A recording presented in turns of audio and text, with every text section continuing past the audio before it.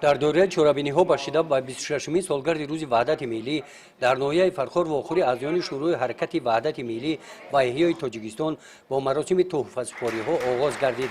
دو نفر خواننده مؤسسه‌های تحصیلات میانه عمومی ناحیه از مکتب رقم 3 و مکتب رقم 27 غالبان دور جمهوریوی آزمون‌های فنی را اعضایان شورا، ادیبان و نفران معروف ولایت و جمهوری برای اشغال جای اول صمیمانه تبریک نموده در تحصیل آیندهشان برای کامیابی‌ها آرزو کردند. سپس در جمعیت ایدانه با اشتراک رهبران تشکیلات و مؤسسه‌ها، رئیسان جماعت‌های دهات و شهرک، کارمندان ساحه طب، آموزگاران و اهل جماعتچی ناحیه، اعضایان شورای حرکت وحدت ملی و احیای تاجیکستان در ولایت ختلان با معروضه‌های پرمضمون برآمد کردند.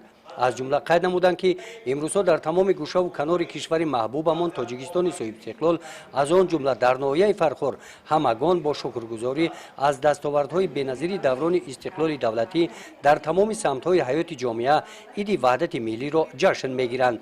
در این رابطه برآمد کنندگان با استفاده از فرصت معین ساکنان ناحیه را با فرارسی جشن عید وحدت ملی تبریک نمودند. در عنوان رسیدن وحدت ملی فرزندان برومند فرخار سهم خود را داشتند. ما از آنها یادآور شدیم و تاکید کردیم که وحدت ملی، آشتی ملی آینده نیاز دارد و فرزندان برومندش که این وحدت به صد سالها برند. ما به این باوری داریم و ما به این اعتماد داریم که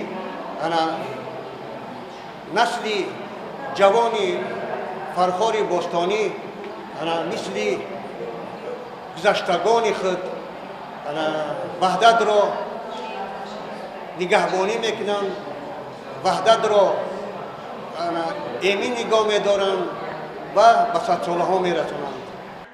در این همایش قید کرده شد که وحدت ملی این حقیقت تاریخ دستاورد بزرگ مردم شریف تاجیکستان است و مردم شریف تاجیکستان این نعمت ارزشمند را باید چون گوهرک چشم حفظ نمایند. حکمت وحدت زمینه رشد و برکت می باشد.